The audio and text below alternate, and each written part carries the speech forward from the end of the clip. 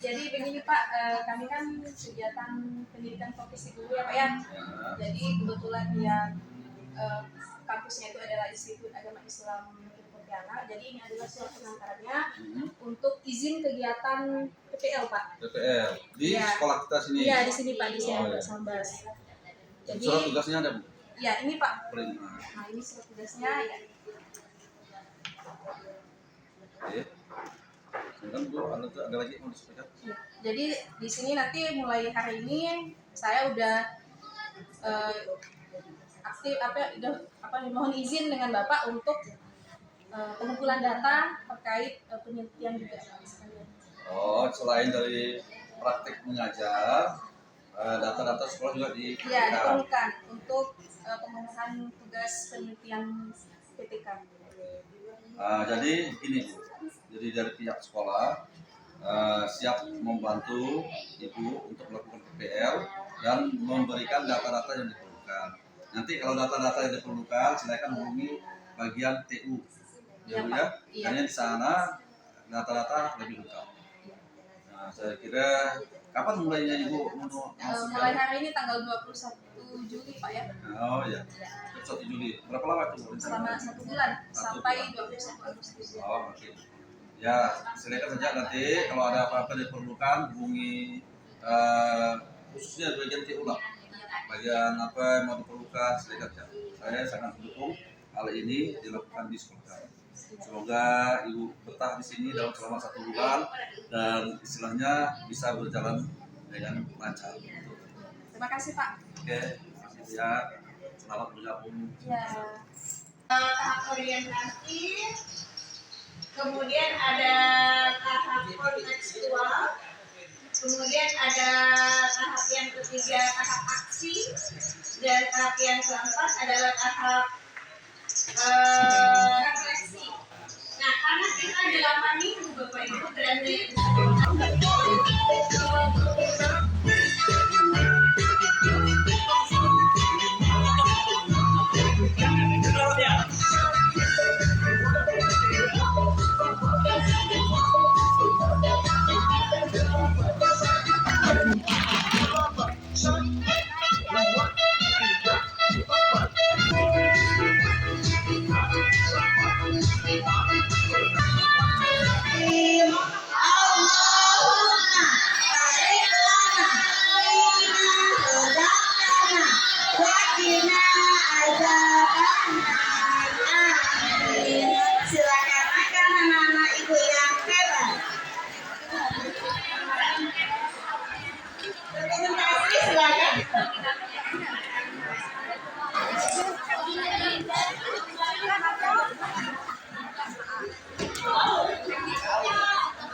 siap membaca doa. Bismillahirrahmanirrahim. Alhamdulillahirabbil alamin. Arrahmanirrahim. Maliki yaumiddin. Iyyaka na'budu wa iyyaka nasta'in. Ihdinas siratal mustaqim. Siratal ladzina an'amta 'alaihim ghairil maghdubi 'alaihim waladdallin. Amin. Jadi hari ini ya kita masuk ke proyek penguatan profil Pancasila ya. Jadi proyek P5 SMP 2 Sambas itu adalah tentang gaya hidup berkelanjutan. Seperti apa gaya hidup berkelanjutan itu? Silakan dilihat layar di depan ya. Oke, di sini ada gambar ya. Apa nih? Aktivitas manusia.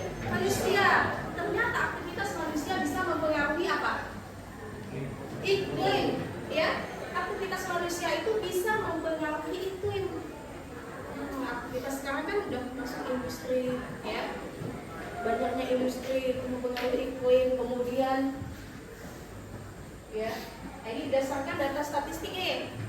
Perubahan iklim tadi menyebabkan meningkatnya suhu, ya, meningkatnya suhu bumi, kemudian mengakibatkan terjadinya perubahan iklim, mengakibatkan banyaknya bencana dan lain sebagainya. Hal ini disebabkan oleh aktivitas manusia. Salah satunya membuang sampah sembarangan. Ya, bisa kalian lihat gambar di situ ya. Nah, lihat bagaimana hewan-hewan ya dililit oleh sampah-sampah yang dibuang oleh manusia, dibuang sembarangan. Gaya hidup berkelanjutan. Jadi seperti apa gaya hidup berkelanjutan itu? Jadi gaya hidup berkelanjutan ini adalah cara hidup yang memperhatikan keberlangsungan lingkungan, sosial, dan ekonomi dalam jangka panjang, sehingga dapat mengurangi dampak buruk yang ditimbulkan oleh pola konsumsi yang tidak ramah lingkungan.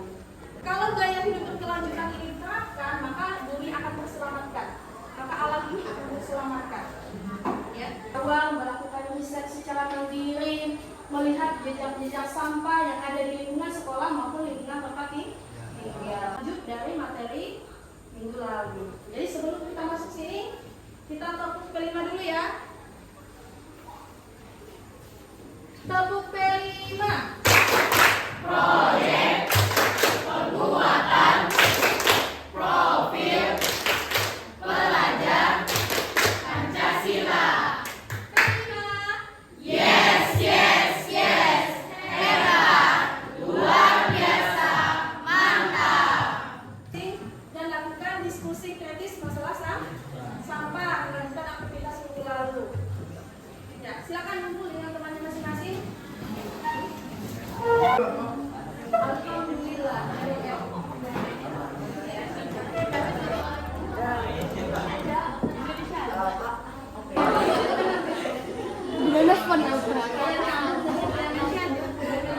Kita cari permasalahannya.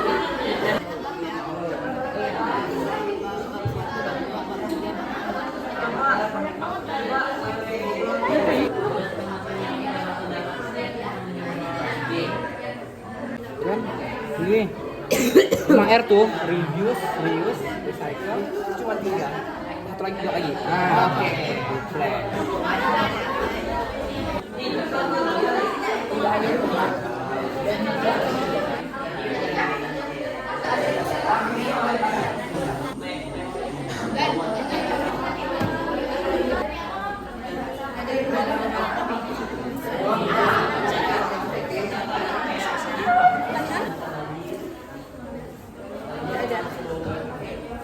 Kasih kelompok ini dulu pertama, baru kalian yang kedua, nanti yang cowok yang ketiga. Salam dan selamat pagi teman-teman yang kami kasihi serta guru yang kami hormati. Pada kesempatan kali ini kami akan mempresentasikan hasil kerja kami, yaitu laporan hasil pengamatan dari TPS.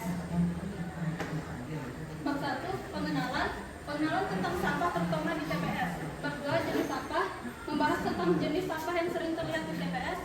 Bab 3, dampak dan solusi, menjelaskan dampak serta memberikan solusi bagi TPS. Dan bab 4, kesimpulan, menyimpulkan dan pemberian saran. Bab 1, pengenalan. Apa itu sampah? Sampah adalah segala sesuatu yang dibuang karena tidak terpakai lagi. Perlu kita ketahui bahwa sampah terbagi menjadi 2, yaitu sampah organik dan sampah anorganik. Sampah organik adalah jenis sampah yang berasal dari makhluk hidup dan dengan gampang akan terurai. Sedangkan sampah anorganik berasal dari zat kimia yang harus didaur. Di bab selanjutnya kita akan membahas tentang TPS di sampah yang masih jauh dari kata sempurna. Bab 2. Gambar di samping menggambarkan kondisi asli TPS di sampah. Sedangkan kita lihat bahwa banyak sampah organik yang berhamburan di tanah, contohnya kulit kelapa. Di foto tersebut kita juga dapat melihat cukup banyak sampah organik seperti kantong plastik, karung, pot, dan juga kayu. Juga sudah pernah dipasang di TPS Sambas, tetapi tidak bertahan lama kapan itu dicabut. TPS di sampah ini masih kurang ketegasan sanksi bagi masyarakat, sehingga saya berharap diabaikan. Terima kasih bagi yang sudah mendengarkan.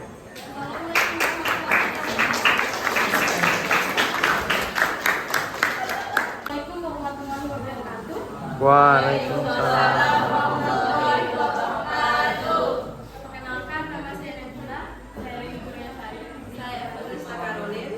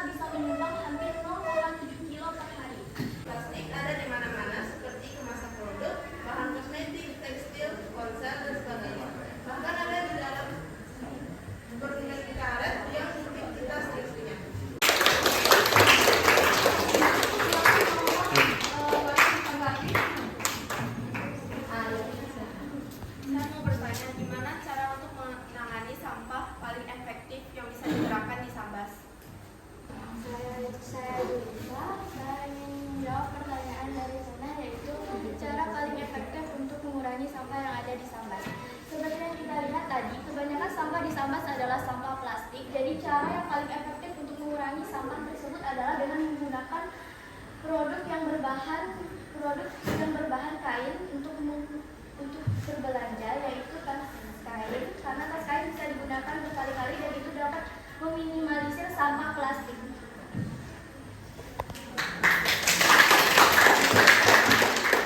Selanjutnya untuk kelompok 5 ya. Silakan kelompok 5 untuk tampil.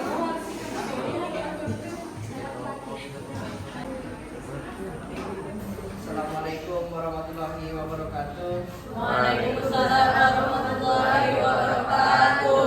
Selamat pagi dan salam sejahtera untuk kita semua. Amin. Yang terhormat Bu Sri Nasti sebagai guru agama kami. Kali ini kami akan mempresentasikan hasil kerja kelompok kami. Kami persilakan Marco untuk membaca. Solusi sampah. Sampah di lingkungan sekitar kita. Sampah adalah materi yang tidak diinginkan dan tidak lagi berguna bagi individu atau masyarakat. Coba lihat di sekitar kita. Sampah berserakan di mana-mana. Ada berbagai jenis sampah, baik organik maupun anorganik. Untuk mengurangi jumlah sampah di lingkungan sekitar kita dapat menerapkan prinsip berikut. Prinsip 5R. Yang pertama, reduce. Mengurangi penggunaan barang-barang yang dapat menjadi sampah. Yang kedua, reuse. Menggunakan kembali barang atau material yang masih layak guna. Yang ketiga, recycle atau mendaur ulang. Mengolah kembali barang-barang yang telah digunakan untuk dapat digunakan kembali. Yang keempat, replace, repair. Untuk mengurangi jumlah sampah yang ada di lingkungan sekitar kita.